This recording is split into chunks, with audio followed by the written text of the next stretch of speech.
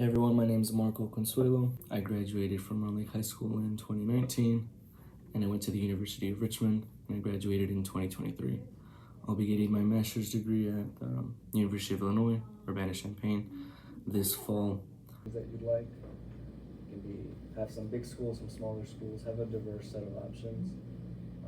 Because as you go through the process, you think you like one thing and then learn you like another. And if you have some options and you're on top of the deadlines, you'll afford yourself the best chance to be somewhere you want to be. I think for me, it's how much free time you'll have. It's different from high school in that some days you'll only have 1 or 2 classes, some days you won't have any at all. And if you don't have a hobby or something to do with your free time, you'll very quickly get bored, or you spend too much time studying, and it just becomes this whole unbalanced thing in life. So I think I wish someone would have told me that, or given me more details about just how you'll still be busy with school and such, but you'll have a lot more free time than you do currently living as a high schooler. Just how much fun and how difficult you'll be, and sort of just having a balance, the good and the bad. Yeah, I think knowing the demographics of the schools you're looking into is important. If that matters to you, depending on where you go, you could fit in with everyone else, you could stand out, be the only one.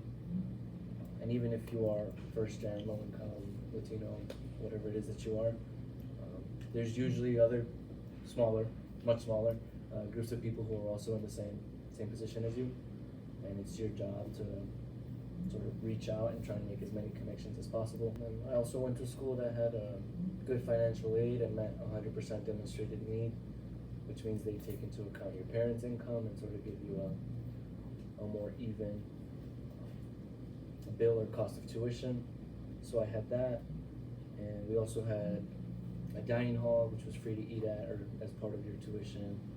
And I tried my best to go to those, and then on the days where I didn't want to eat in the dining hall, I'd find some events or clubs or things that people were offering free food, and I'd do my best to find those when I wasn't really feeling the campus dining.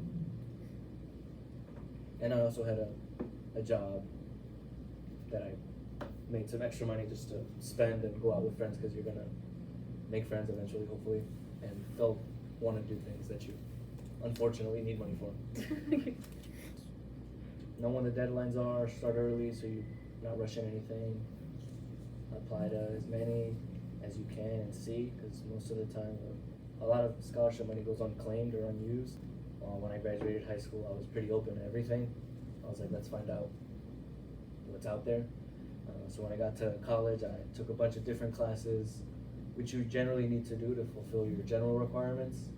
So I thought I'd take the opportunity to explore different courses, sort of figure out what I liked.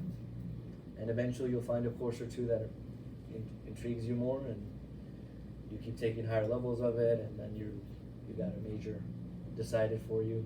And most schools have like deadlines by your sophomore or junior year, by which you have to decide what you want to study so you don't fall behind and have to stay in school longer. So as long as you take a semester or two to explore, really find out what you like, and then declare what you want to do or study before the deadline passes, it shouldn't add any time to the time it takes to graduate. And I think it's a good option to go in undecided, or at least not a bad one. Don't think it's a bad choice. I think my school had a bunch of services, therapy, counseling, career services. We had like therapy dogs twice a week on campus, or things like that. And then I think we mentioned a bunch of groups, like Latino groups, other things like that. So there's people that you can go and meet, and my best advice would be to just consistently go to 1 or 2 things, and then you'll eventually see the same people there and start making friends, and it'll help you feel less lonely if you're feeling alone, and it'll also help you with networking and just having people to go to and talk to and share things with. Yeah, you have to have a major. But in the grand scheme of things, like a minor, like employers or graduate schools aren't like, oh, what was your minor in, and like asking you questions about it. It's something you can talk about and sort of show, but it's not the end of the world if you have a minor. It's something to keep in mind when you're researching universities and colleges, what their study abroad options are like, and what the financial aspect of that also looks like, because it can be scary to sort of leave the country or the continent and sort of have to worry about money. But most schools nowadays, I think, do like whatever financial aid you get at the school you're attending, it transfers over to your study abroad country. And that was the case for me when I went to Brazil. I lived there for a year, and I didn't have to pay anything because I wasn't paying anything at my current school. So it was like not a vacation, but it was I was gone for a little bit. How many credits do you earn from study abroad? I think that varies. I only needed like 2 or 3 classes left to get my major, and I found 2 or 3 that worked in Brazil. So those transferred directly. But I think there is a limit. You can only get so many studying abroad.